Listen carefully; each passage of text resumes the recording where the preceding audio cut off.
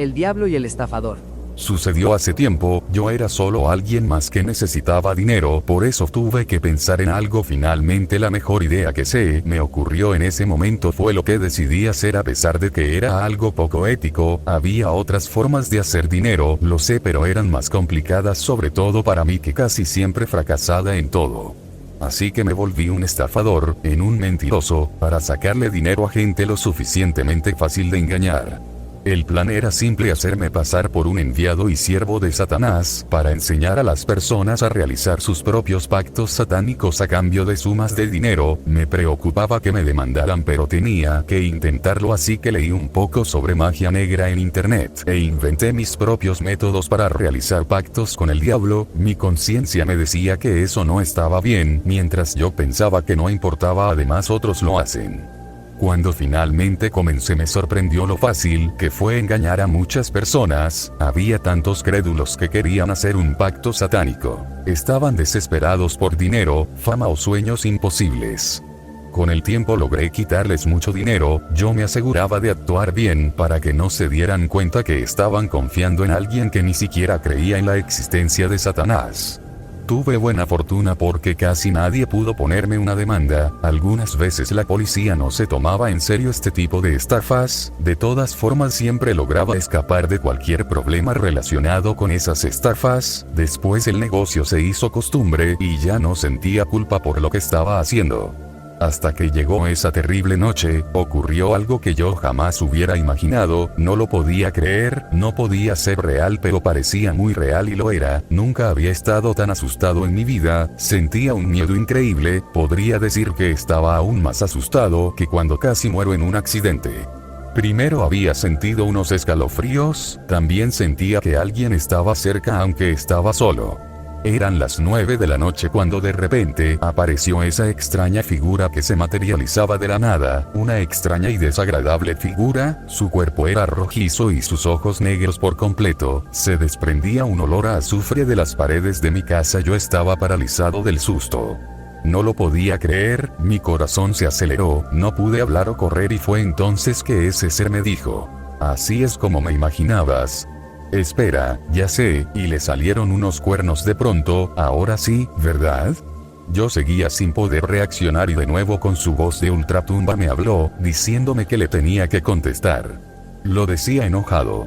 Fue en ese momento que algo me empujó contra la pared y me lanzó al suelo. Me llevé un gran golpe, pero logré responder diciendo: tenía una buena razón. De pronto ya no tenía tanto miedo y comprendía lo que estaba pasando.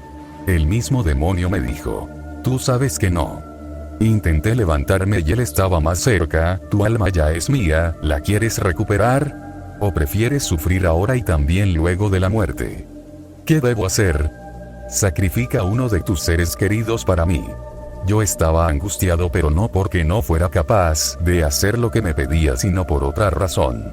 Todo volvió a la normalidad, el diablo desapareció, logré levantarme y sonó mi teléfono. Lo respondí un poco nervioso. Se trataba de una cliente. Aun con lo que había pasado pensé que era una alucinación tal vez, pero no estaba seguro. Finalmente decidí ayudarla con su pacto satánico. Ella hasta ofreció pagar el doble a cambio de que yo fuera a la dirección que me pedía. Esa noche casi no pude dormir, pero no pasó nada extraordinario. Al día siguiente me fui en mi auto hacia donde me habían indicado. Mientras iba de camino, empecé a tener un mal presentimiento. Volví a sentir que había alguien cerca de mí aunque estaba solo. Veía imágenes como ilusiones desagradables en mi mente y en la calle de vez en cuando, y cada vez que me acercaba sentía miedo. Cuando llegué al lugar era una sencilla casa de habitación. Toqué la puerta, pero pasó un rato largo y nada, así que decidí irme, pero justo cuando me iba la puerta se abrió. Entré de inmediato y cerca de la puerta había una mujer. Ella me miró y me preguntó si era el satanista que contrató ayer. Yo le respondí que sí. Entonces me dijo que la siguiera y fuimos al patio trasero.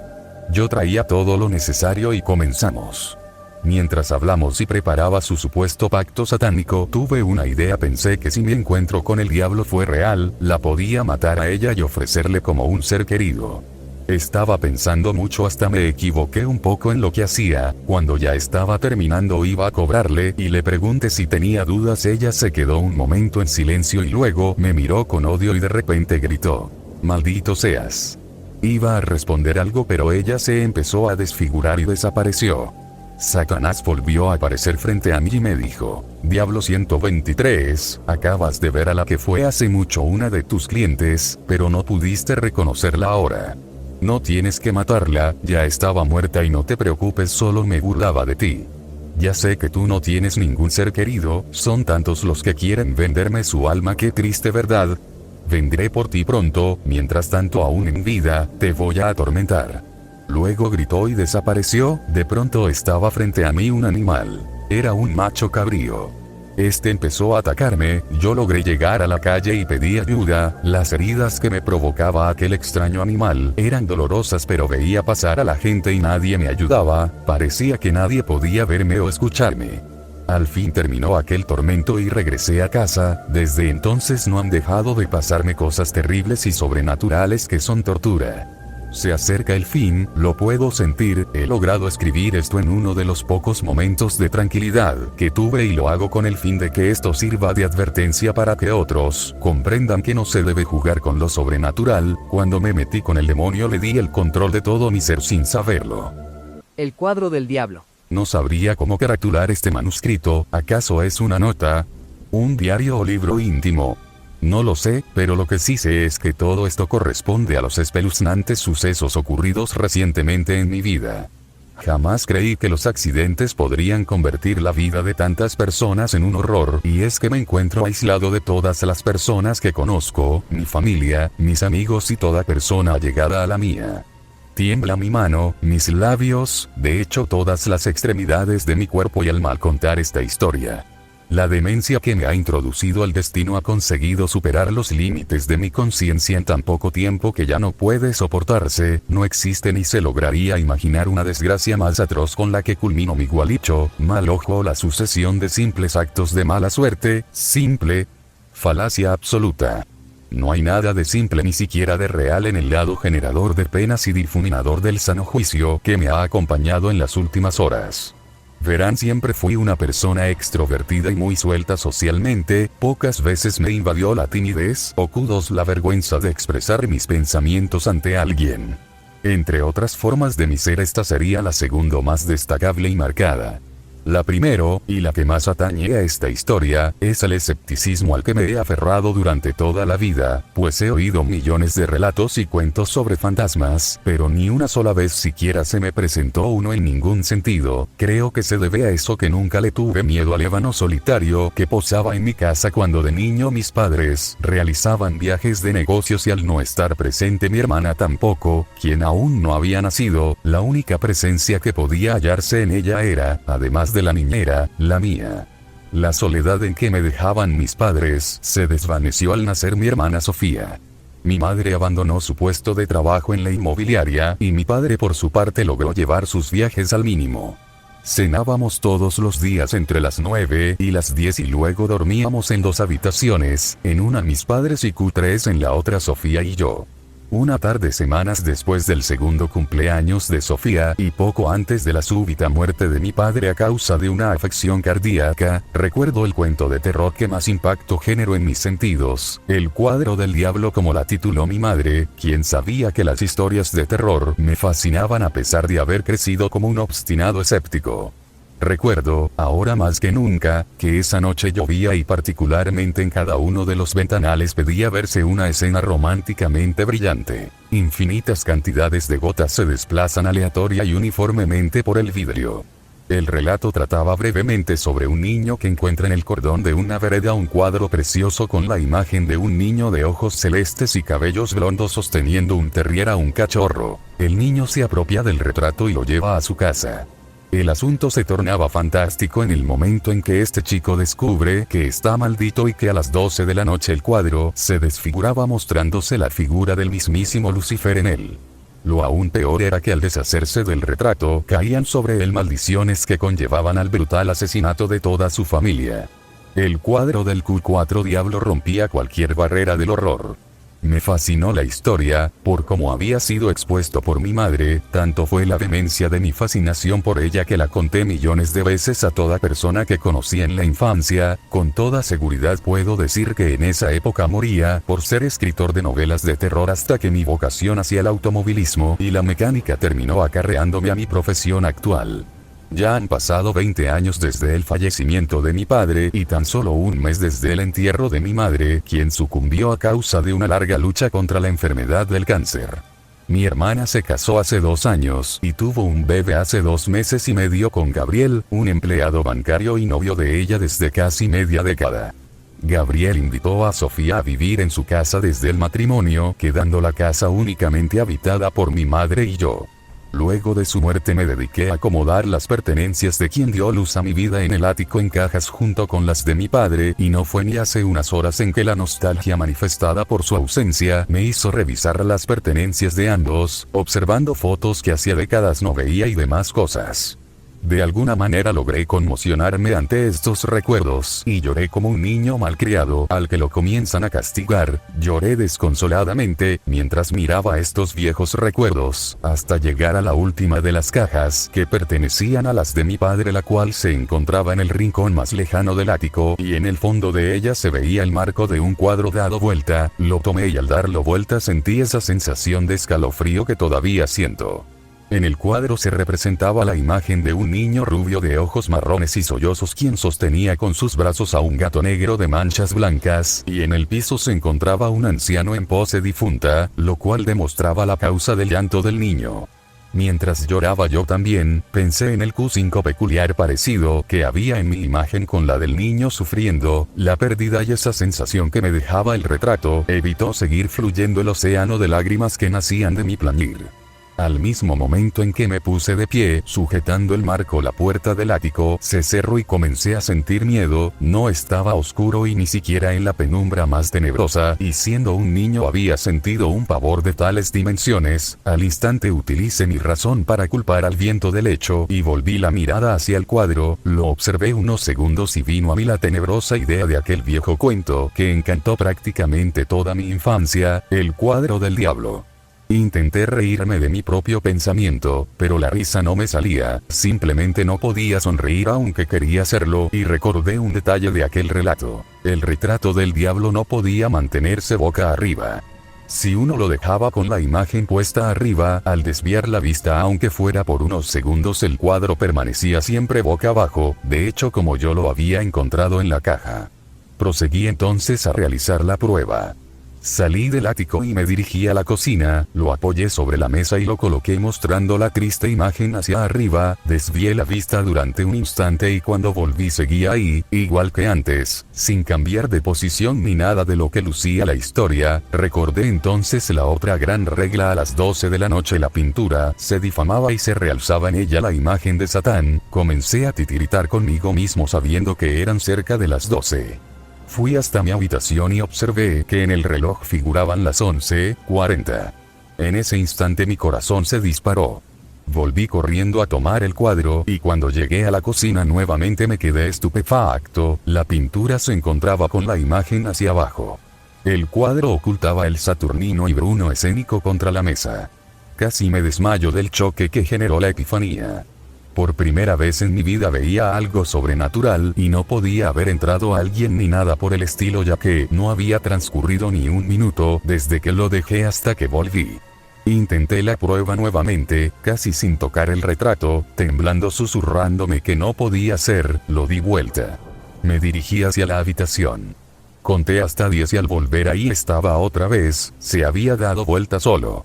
Sucumbió en mí el pavor que en toda mi incrédula y escéptica vida había sentido. Se endureció mi cuerpo como si estuviera totalmente encadenado. Me mantuve así durante unos minutos, los cuales me duraron eternidades. Cuando pude hacer uso de mi propia anatomía, observé el cuadro minuciosamente, meditando la probabilidad de que ya eran las 12 y esperando que ocurriera el tan temido acto de aparición diabólica. Ya seguro que no me encontraba en una pesadilla. Perplejo, inmóvil, con la pintura posada en mis manos, sucedió. La tenebrosa pintura cobraba vida. Los ojos sollozos del niño comenzaron a crear una metamorfosis horrible en la imagen, sus lágrimas casi imperceptibles por el transparente y acuoso contorno que poseían empezaron a tornarse lenta e igneamente a un fuego poderosamente siniestro. El gato, bellaco, consiguió la parte más espeluznante y terrorífica de la pintura. Se le dibujó una sonrisa macabra y de aspecto fatal, trayendo a mi mente el recuerdo de una morbosa película en la que el asesino, lleno de total y abrumadora demencia, apuñalaba a su víctima número 17, posándosele a este la misma espectral, siniestra y enajenada sonrisa de placer, y sus ojos se abrieron como los de un búho, en la solemne y azabache oscuridad nocturna, moviéndose de un lado a otro con velocidad lenta y constante. Ante un colapso nervioso mi corazón sufría en sus latidos convulsionados un espanto perturbador de magnitudes inexpresables. Solté el cuadro y este cayó al piso, miré la imagen y esta se desvanecía. Todos los tintes de la misma se difuminaban, y desde el centro de la misma apareció un torbellino cuyo vórtice succionaba la coloración de esta, y al detenerse el endemoniado tornado, ahí estaba la figura del príncipe de las tinieblas, dentro de un arco de fuego vivo, aduciendo a lava que ocupaba todo.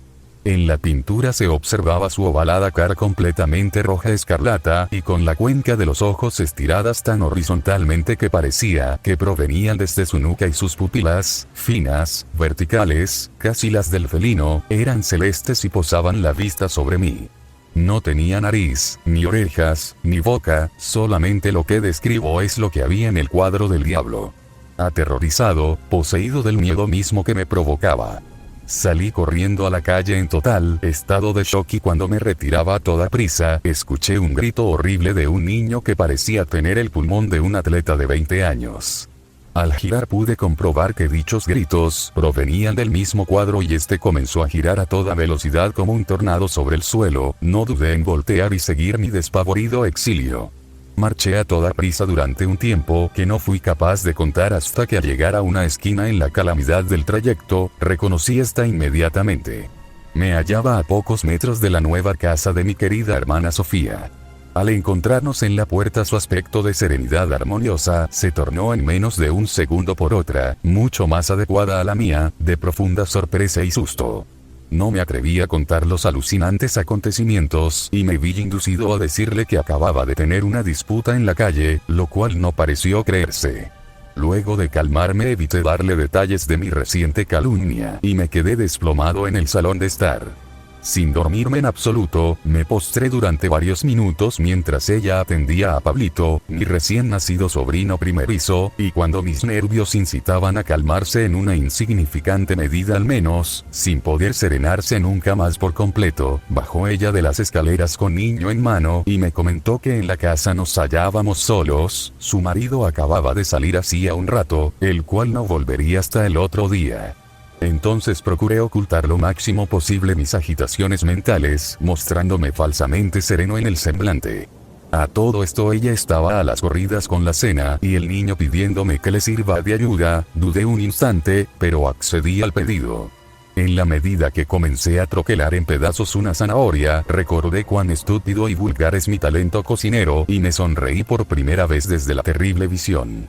Mi hermana a todo esto se contentó muchísimo, pues notó que todavía no había aparecido en mi rostro risa alguna esa noche, y me lo hizo saber pidiéndome que sostenga a Pablito. Lo dudé un instante, pero acepté cordialmente, y como el lúgubre final que sigue he de contar en este breve estado de cordura que lo lamento totalmente. Debería haberme suicidado en el momento de la aparición del demonio, pero este fue mi destino. Mi sobrino se durmió al minuto en que lo sostuve entre mis brazos, y cuando subí a las escaleras para llevarlo a la habitación en la que se encontraba su cuna sentí que cada peldaño, cada escalón se hacía más grande que el anterior, y me sometí al llegar al penúltimo a una nueva alucinación, la cual me llevaría a caer al azabache y profundo abismo que es la hoguera del remordimiento. El mismo diabólico cuadro posaba en la pared que enfrentaba al final de la escalera. Me petrifiqué. Petrificado cual inocente y aterrorizada presa de su salvaje cazador, entré en un pánico inimaginable y sentí que una fuerza sobrenatural congelaba mis músculos. Perdí total dominio de estos. Sentí como un choque eléctrico en mi columna vertebral que me derribó por completo, y con el niño en mis brazos caí. Al cabo de unos segundos recobré mi conciencia por los alaridos de mi hermana. El niño, mi sobrino, se hallaba muerto en el piso y Sofía no soportó el desgraciado infortunio y se desmayó apagando el horror de sus gritos. ¿Y qué podría hacer yo?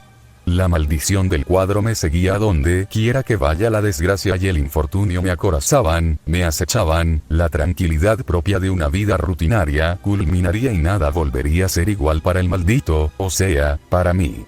Miré hacia el cuadro que ya no se encontraba y volví de nuevo a mi casa, corriendo a toda prisa, horrorizado con 1000 lágrimas en mi rostro, y al entrar en mi casa me di cuenta que no había luz, estaba la casa a oscuras, a pesar de que había dejado las luces prendidas y las puertas sin llave al huir despavorido en la primera alucinación. Entré entonces en la cocina y absorto vi el cuadro, pero ¿cómo podía verlo? Si no había luces. Si todo estaba en plena oscuridad en la cual no podía ver ni la palma de mi mano. Pues el hecho era que el cuadro brillaba. Así es, even in the darkness se apreciaban los ojos del demonio y el rostro del mismo. Me alejé de la habitación y me dirigí al baño decidido a suicidarme. Prendí la luz y miré mi rostro demacrado por las lágrimas en el espejo y una penúltima visión me produjo el pavor más grande que la que me habían dado las anteriores. La imagen en el espejo no correspondía a la mía, yo lo sé y ahora estoy seguro, solo era mi figura, pero la persona que reflejaba no era una persona, era Lucifer mismo aunque con mi rostro. La imagen no respondía a mis movimientos, era independiente de mis acciones y me miraba con los ojos sin ninguna pena, sino que repletos de odio y de una seriedad abrumadora, pero fue transformando ese aspecto en la misma medida en que aumentaba mi mortificación y pánico.